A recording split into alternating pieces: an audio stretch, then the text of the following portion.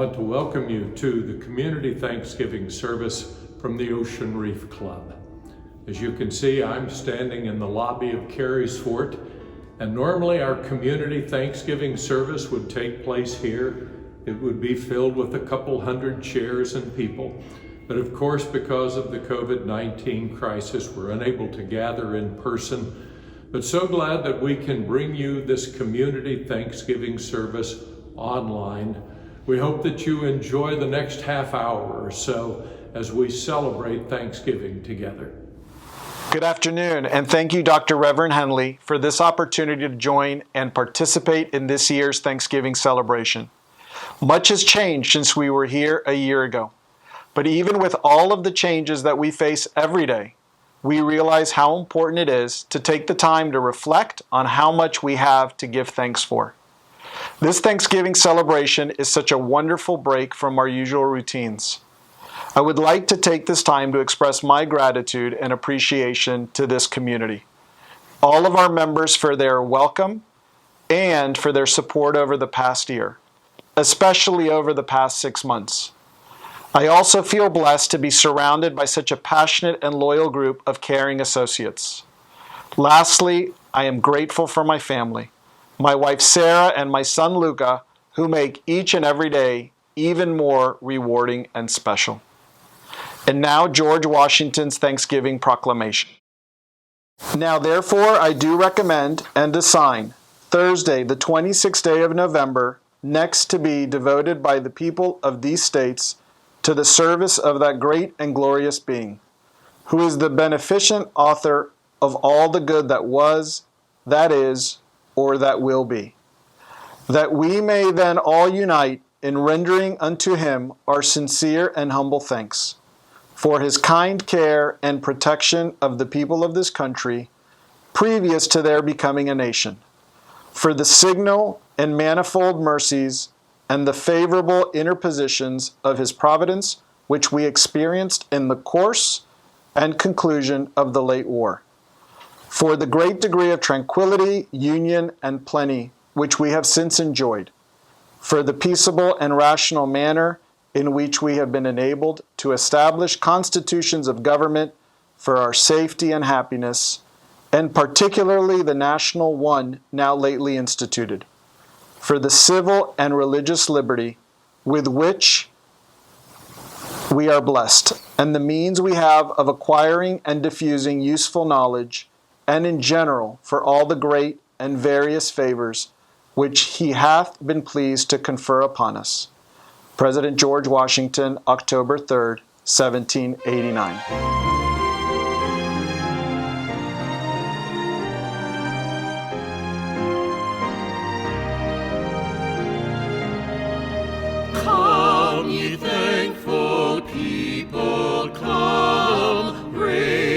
Song of harvest home, all is safely gathered in, ere the winter storms begin.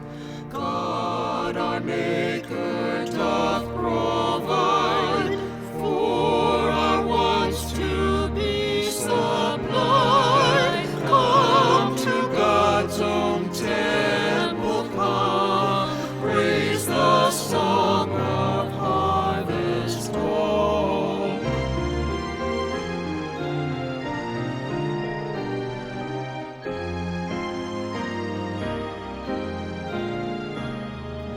Even so, Lord, quickly come to thy final harvest home. Gather thou thy people in, free from sorrow, free from sin. There forever purified, in thy presence to abide. Come with all thine angels, come, praise the glorious harvest home. Praise the glorious harvest home.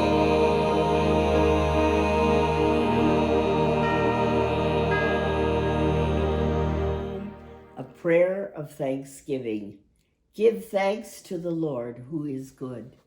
We are grateful for the gift of our good world, for things great and small, beautiful and awesome, for things seen and unseen splendors, for the gift of human life, for talking and moving and working together, for common hopes and hardships shared, for the gift of work to do and strength to do the work, for the comradeship of labor, for the exchanges of good humor and mutual encouragement, for family of living together and eating together, for joyful laughter and burdens shared, for the gift of children and youth, for their energy and curiosity, for their play and their startling frankness, and sometimes for their embarrassing frankness, for their high hopes and the gift of a bright future,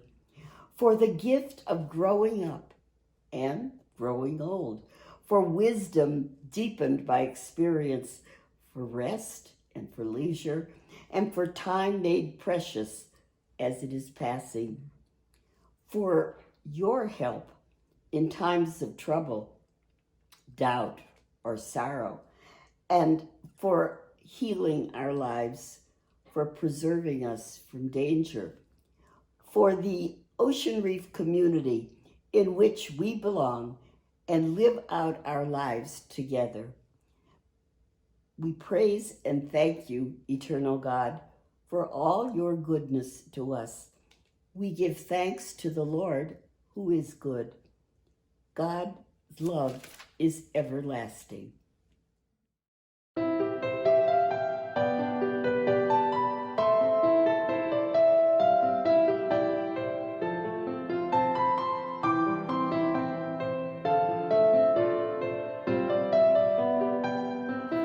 Look at the world, everything all around us.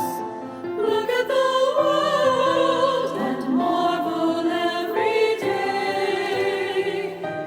Look at the world, so many joys and wonders, so many miracles along our way. Praise to thee, O Lord, for all creation. Give us thankful hearts that we may see all the gifts we share and every blessing. All things come of thee.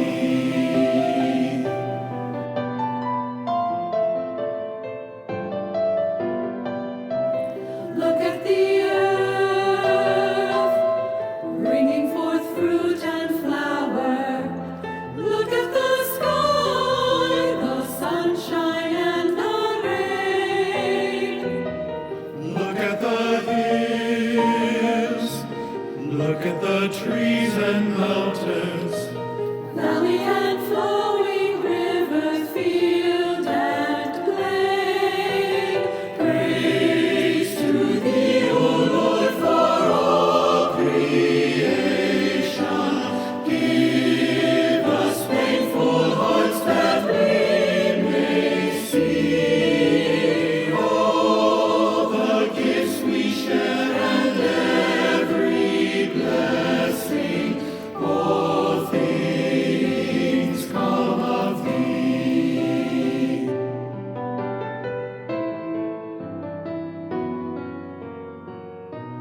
Think of the spring, think of the warmth of summer, bringing the harvest before the winter's cold. Everything grows, everything has a season, till it is gathered to the Father's fold. Praise to thee, O Lord, for all creation. Give us thankful hearts that we may see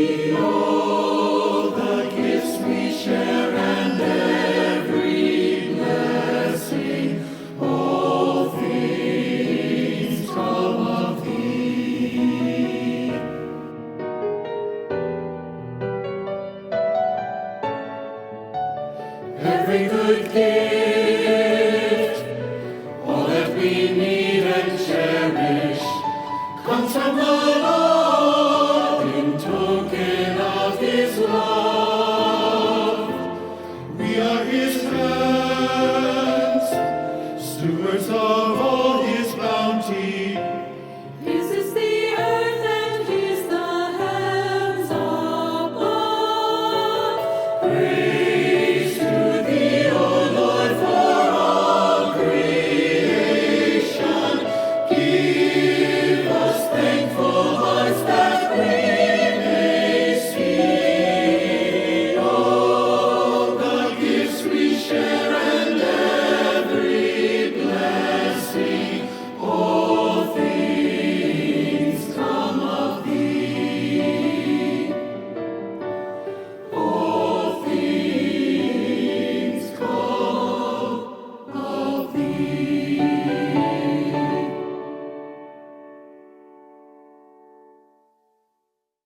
Hello, I'm Officer Neil King, Ocean Reef Public Safety, 21 years here at Ocean Reef. My title is Public Safety Coordinator. I'm reading from Hebrews Scripture, Old Testament, Psalms 95, verse 1 through 7. Come, let us sing for joy to the Lord. Let us shout aloud to the rock of our salvation. Let us come before Him with thanksgiving and extol Him with music and song. For the Lord is the great God, the great King above all gods. In His hands are the depths of the earth, and the mountain peaks belong to Him. The sea is His, for He made it, and His hands formed the dry land. Come, let us bow down in worship. Let us kneel before the Lord our Maker, for He is our God, and we are the people of His pasture, for the flock under His care. The reading from Philippians chapter 4, verse 4 through 7. Celebrate God all day, every day. Revel in Him. Make it clear as you can to all you meet that you are on their side, working with them and not against them. Help them see that the Master is about to arrive. He could show up any minute. Don't fret, don't worry. Instead of worrying, pray. Let petitions and praises shape your worries into prayer, letting God know your concerns. Before you know it, a sense of God's wholeness, everything coming together for good, will come and settle you down. It's wonderful what happens when Christ displaces worry at the center of your life. Happy Thanksgiving. In elementary school, at Thanksgiving each year, we were given pictures to color. Someone must have thought that they would help our young minds grasp something of the reality, the spirit of that first Thanksgiving. I'm sure you probably remember some of those same things you were given. There was this ship, the Mayflower. It was resting in the calm waters just off of Plymouth Rock. The Pilgrims were daintily stepping onto it, walking off the ship and entering into their new home. Well, at some point you began to realize that the picture of that first Thanksgiving that you cobbled together from all those drawings, it was a highly romanticized picture, far from the reality of the harsh conditions that they experienced. The more we've come to understand the conditions and the circumstances they endured, the more remarkable is their perseverance, their resilience, and their thankfulness. Just think about setting sail from the south of England in September on a voyage that takes more than 60 days across a stormy North Atlantic. The ship was only 106 feet long and 25 feet wide. There were 102 people, including 12 children, crammed below decks in what would be a miserable, cold journey throughout the entire trip. They were given meager rations. There were some tooth-breaking hardtack biscuits, some dried meat of unknown origin, and warm, stale beer. We're told that many of them became wretchedly seasick. That sounds thoroughly disgusting to me. When their sea voyage ended, one of their leaders, William Bradford, he described the scene in these remarkable words. He wrote, "Being thus arrived in a good harbor and brought safe to a land, they fell upon their knees and blessed the God of heaven, who had brought them over the vast and furious ocean and delivered them from all of the perils and miseries thereof." But in truth, their perils and their miseries didn't end once they had landed. Recall that at Plymouth, almost half of the group died in that first winter. Their supplies were insufficient, their dwellings were primitive, and the immediate future appeared bleak. If it were not for the Native American known as Squanto, it's unlikely they would have survived. He himself, unlike most other members of his Patuxet tribe, he had survived an outbreak of the plague. He'd learned English through a brutal slave experience. And because of that, he was able to serve as the translator between these newly arrived pilgrims and the Native Americans. And through that first year, he taught them the skills that they were going to need to survive. So in 1621, almost 400 years ago, 50 people from the Mayflower and 90 Native Americans gathered to celebrate the very first Thanksgiving. Bradford again describes their Thanksgiving in these words: "The Lord, through his blessing, caused a fruitful and liberal harvest, to their no small comfort and rejoicing, for which many in time convenient, they also set apart a day of thanksgiving.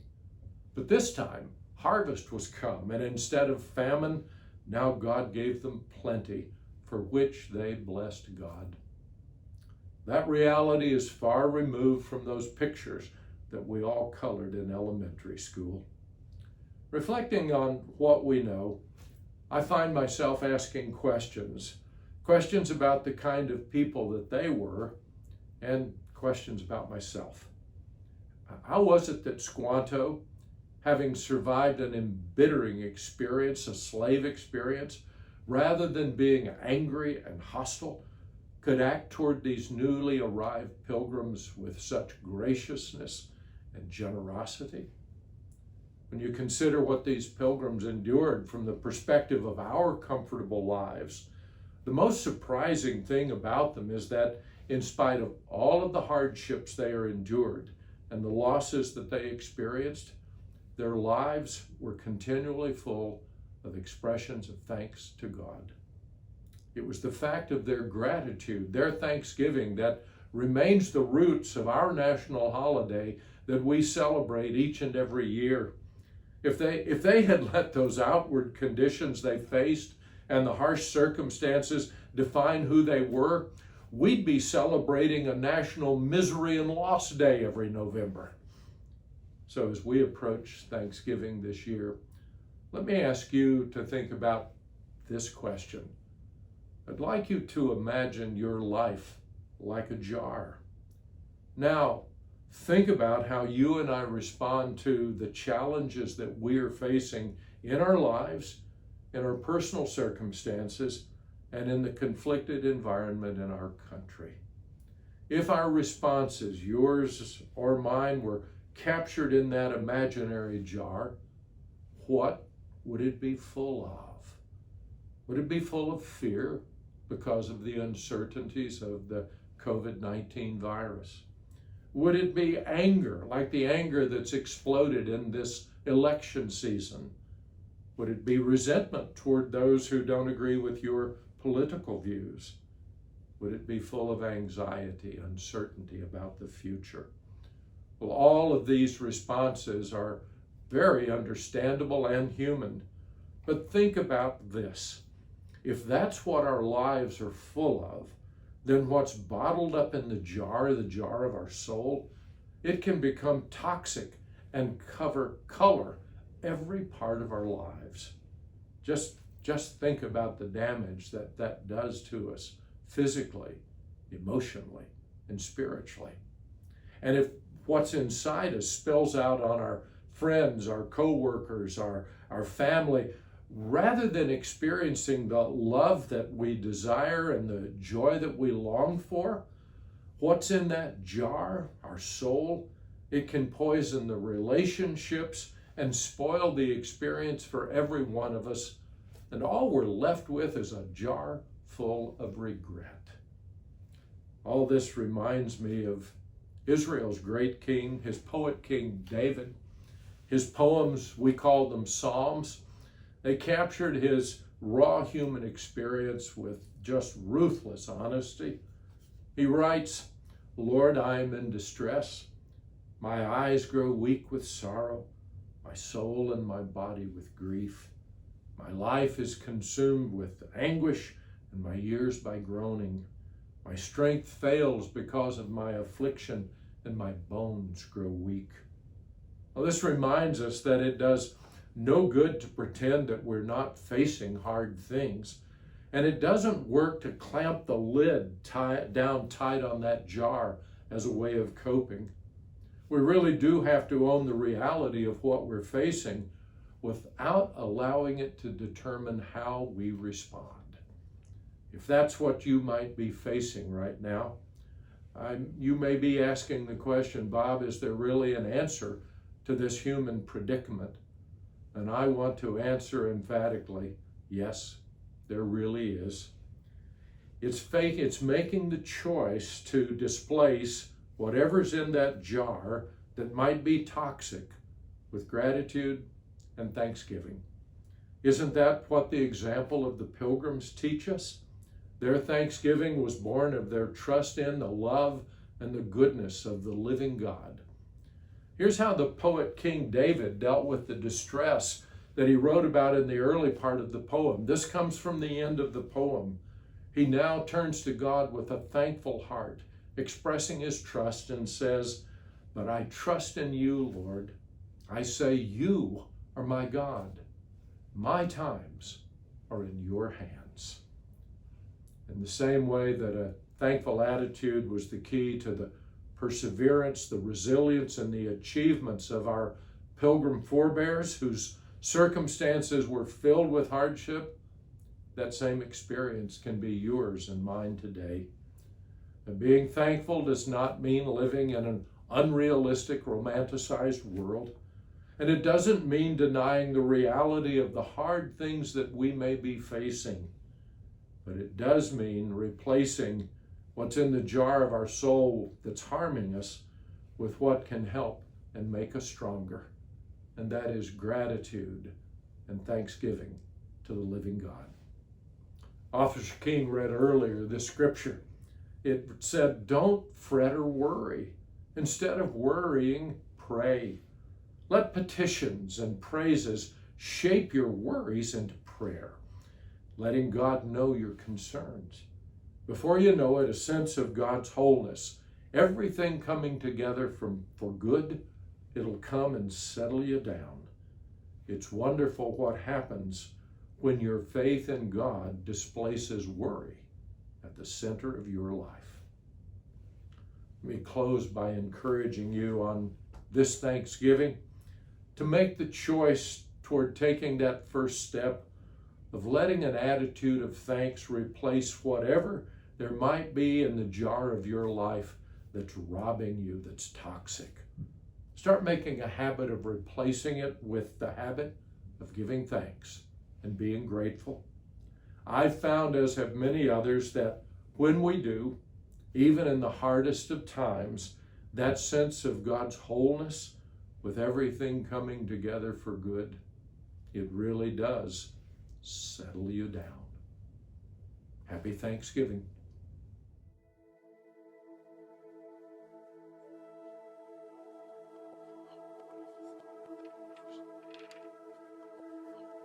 Sometimes it's hard finding thankfulness. With all the struggles, divisions, the anger often hidden deep within us. Too often life begins to drain the joy, distress, destroy the deafening noise, shuts out the voice of God. We walk our road, we wander our path, setting the tone, watching our steps right and left, every breath spent, longing for the next big thing.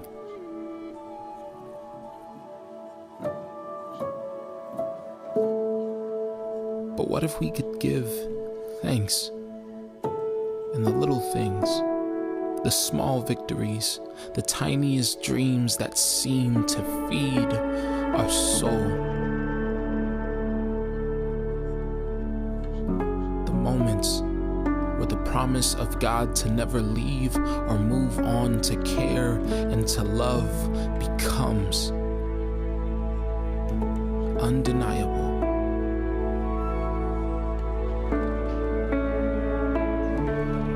Finding gratitude in the everyday. This is where thankfulness begins.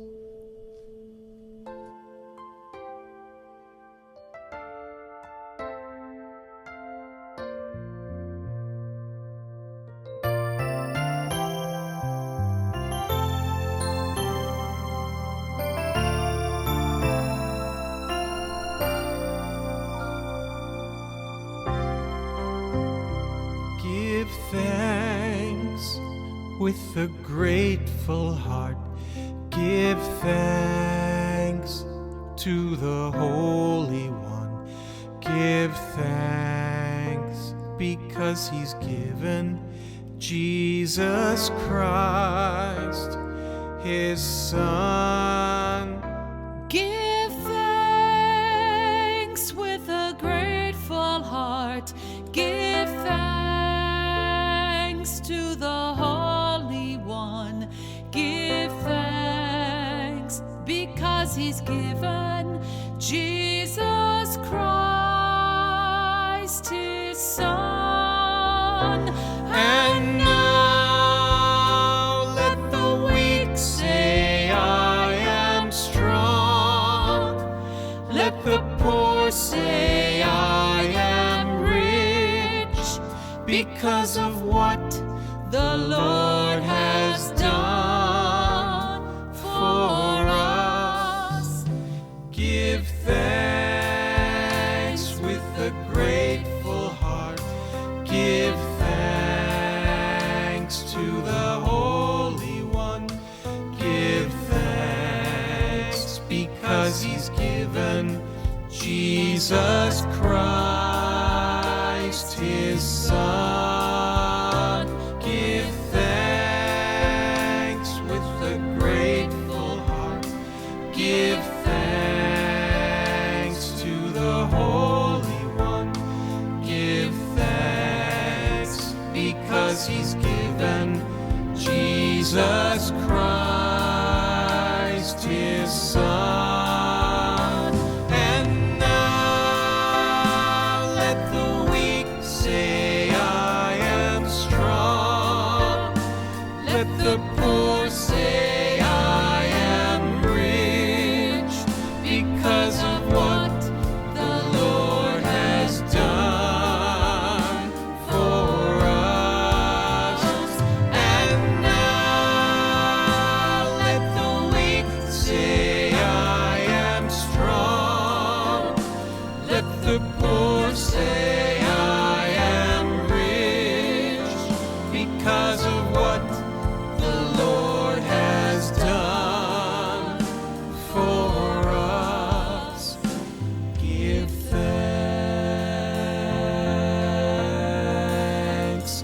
Give thanks. Give thanks.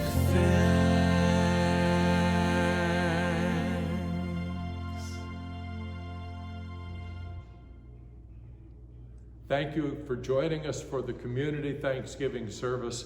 We want to wish each of you a very happy Thanksgiving.